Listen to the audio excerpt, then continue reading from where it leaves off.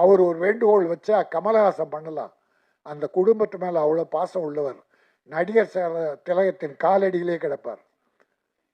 YG மகேந்திரனும் கமலஹாசனும், super star Rajinikanth சாரும், மற்ற விஜய், அஜித் எல்லாரும் சேர்ந்தா கூட காப்பாற்றிடலாம். எனக்கு என்ன வழின்னு தெரியல, என்ன சொல்றதுன்னு தெரியல. ஒன்னே ஒன்று வேண்டுகோளா இதை வைக்கிறேன். தனக்கு தோன்ற கருத்தை ரொம்ப வெளிப்படையாவே பேசுற ஒரு தைரியசாலியான மாமனிதர்னு இவரை சொல்லலாம். அது மட்டும் இல்லாம யூடியூப் ட்ரெண்டிங் ஸ்டார் நம்மளோட செல்லக்குட்டி வேற யாரு, கே ராஜன் சார் அவர்களை பேசுவதற்காக அன்போடு அழைக்கின்றேன். இந்த வெள்ளைக்கட்டி கொஞ்ச நாளாவே இந்த செல்லக்குட்டின்னு கூப்பிட்டுக்கிட்டு இருக்கு. அதாவது இன்னைக்கு மாடர்ன் ட்ரெஸ்ஸில் தமிழ்லேயே அதிகமாக பேசிச்சு. போன வாரம் தமிழ் பெண்ணா புடவையில் ஆங்கிலம் 50%, தமிழ் 50% அப்படி கலந்து பேசிச்சு. நான் தான் சொன்னேன், அழகிய தமிழ் மகளே, நல்லா தமிழ் பேசுகிற, இதுக்கு இடையில் ஆங்கிலத்தை ஏன் உள்ள சொருகிற? தமிழ் பேசு, தேவையான 1-2 ஆங்கிலம் பேசலாம், தப்பில்லை. நம் தமிழ் இருக்கும்போது இல்லாத போது வேறு இடத்துலேருந்து எடுப்போம். அதனால் இன்னைக்கு ஏறக்குறைய 90-90% தமிழ்லே பேசியிருக்க. உனக்கு என்னுடைய பாராட்டுக்கள். தமிழ் புடவையோடு வா, இன்னும் அழகாக இருப்ப. தமிழ் மகளா, அழகிய மகளா இருப்ப. இப்போ லீச் புக் சினிமா தயாரித்துள்ள லீச் நம்முடைய அனுப் ரத்னா ப்ரொடியூசர் அண்ட் ஹீரோ. அவர் கதாநாயகன் நடித்திருக்காரு, அவர் தயார் பண்ணியிருக்கார். லீச் ரத்தத்தை உறிஞ்ச அட்டை, ஒரு அட்டை கிருமி இருக்கு இல்லையா, உடம்புல ஒட்டிச்சுன்னா இருக்க ரத்தத்தெல்லாம் உறிஞ்சிருமா. அதை போல இன்றைக்கு சமுதாயத்தில் உள்ள அரசியல்வாதிகள், அதிகாரிகள், பெரும் பெரும் கோட்டீஸ்வரர்கள் ஏழைகளின் ரத்தத்தை உறிஞ்சுகிறார்கள். ஏழைகளை ஏழைகளாக வைத்திருக்கிறார்கள். கோட்டீஸ்வரன் உயரிக்கொண்டே போகிறான். இன்னைக்கு இந்தியாவில் இருக்க 3வது பணக்காரன் பார்த்தா, உலகத்திலே 3வது பணக்காரன் யாருன்னு பார்த்தா உங்களுக்கு தெரியும். நம்ம அரசியல் வேண்டாம், ஆனால் திட்டமிட்டு ஒரு குடும்பத்தையே உலக பணக்காரனாக்கி இருக்கிறாங்க. ஏழைகளை இன்னும் ஏழை ஆக்கிட்டே இருக்காங்க. ஆக இந்த அட்டை உறிஞ்ச ரத்தம் மாதிரிதான் ஏழைகள் 80 கோடி பேருக்கு உணவு 5 கிலோ அரிசி இனமா தரேன்றாங்க. ஏன் கொடுக்குற?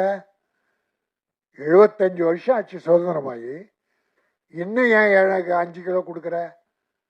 அவனோட உழைச்சி பிழைக்க வேலை வாய்ப்பு கொடுக்க வேண்டியதானே. வேலை செய்து பிழைக்கணுமே தவிர குடும்பத்தை காப்பாற்றணும்.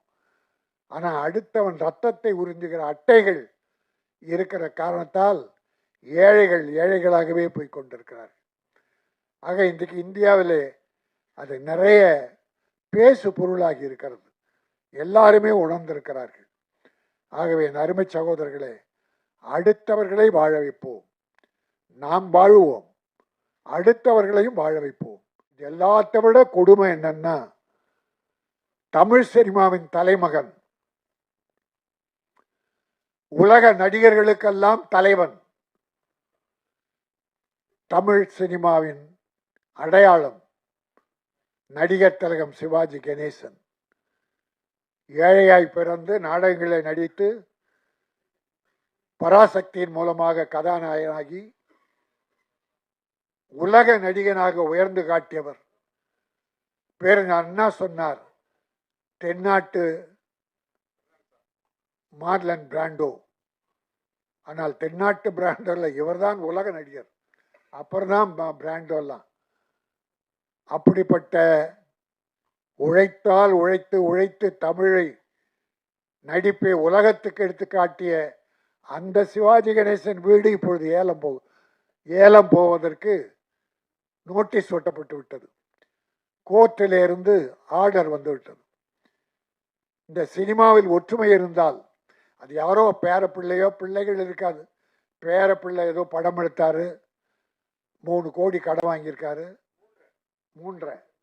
3 கோடி கடன், படம் ரிலீஸ் ஆகலை, பணத்தை திருப்பி கொடுக்கல, வட்டி ஏறி ஏறி அது 9 கோடிக்கு மேலே போயிருக்கு. ஏறும், வட்டிக்கு வாங்கினா ஏறதான் செய்யும், நம்ம அவங்கள குறை சொல்ல. ஆனால் அது சிவாஜி கணேசன் யார் பேரம் பண்ணானோ, யார் பண்ணாங்க, நடிகர் திலகம் சிவாஜி கணேசன். கலைஞரால் சிவாஜியா, சிவாஜியால் கலைஞரா, முத்தமிழறிஞரா என்ற கேள்விகள் எழுதுவதெல்லாம் சிவாஜியால் கலைஞர், கலைஞரால் சிவாஜி. முத்தமிழறிஞர் எழுதிய வசனத்தை பேசி சிவாஜி புகழ் பெற்றார். புகழ் அந்த வசனங்களை சிவாஜி நடித்ததாலே, பேசியதாலே முத்தமிழறிஞர் கலைஞர் பெயர் பெற்றார் என்று ஒருவர் ஒரு போட்டி. உயிர் நண்பர்கள்.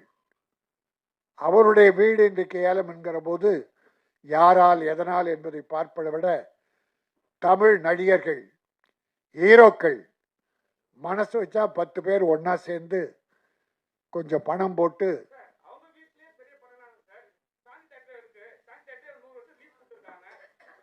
சாந்தி லீஸா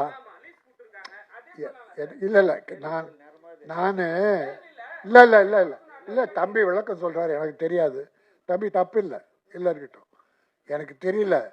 நான் ஒரு வேண்டுகோளாக வைக்கிறேன் சிவாஜிக்காக. அது என்ன வழி இருக்கும்? நான் என்ன சொல்கிறேன், மாண்புமிகு தமிழக முதல்வர், அவங்க அப்பா கலைஞர் தான் பீச்சில் அவருக்கு சிலை வைத்தார். பிறகு அதை நினைவு மண்டபம் அங்கே கொண்டு போய் கட்டினாங்க. அந்த குடும்பத்தில் பற்றுள்ள ஆட்சி நடக்குது. வழிமுறை சட்டம் சரியாக இருந்தா, முறை சரியாக இருந்தா, நம்முடைய நடிகர்களுக்கு சிவாஜிக்காக இதில் யார் என்ன தப்பு பண்ணான்னு ஃபைனான்சியரை கூப்பிட்டு பேசுனா அவர் கூட நிறைய மனசாட்சியோடு ஒத்துக்குவார். குறைச்சி ஒரு 10 பேர் சேர்ந்து முடிஞ்சா பண்ணலாம், இல்லை அவங்க சொத்து இருந்தா அதை விற்று கூட பண்ணலாம், எனக்கு தெரியல.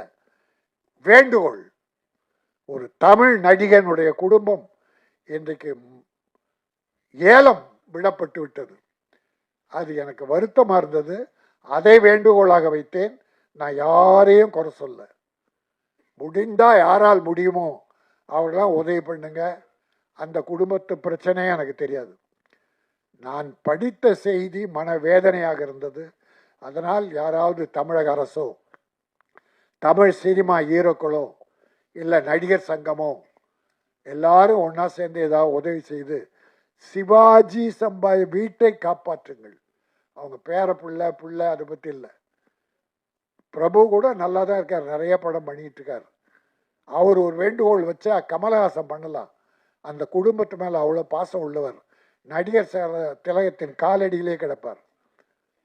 ஒய்ஜி மகேந்திரனும் கமலஹாசனும், சூப்பர் ஸ்டார் ரஜினிகாந்த் சாரும், மற்ற விஜய், அஜித் எல்லாரும் சேர்ந்தா கூட காப்பாற்றிடலாம்.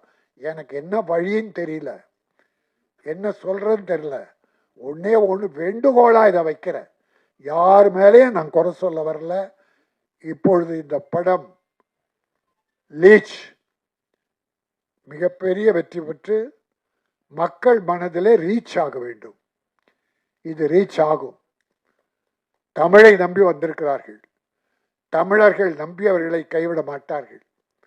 ஆகவே என் அருமை தம்பி தயாரிப்பாளர், மியூசிக் டைரக்டர், நடிகர் நிஜாம், ஸ்டண்ட் நடிகர், டெக்னீஷியன்ஸ் எல்லோருமே மிக அற்புதமாக செய்திருக்கிறார்கள்.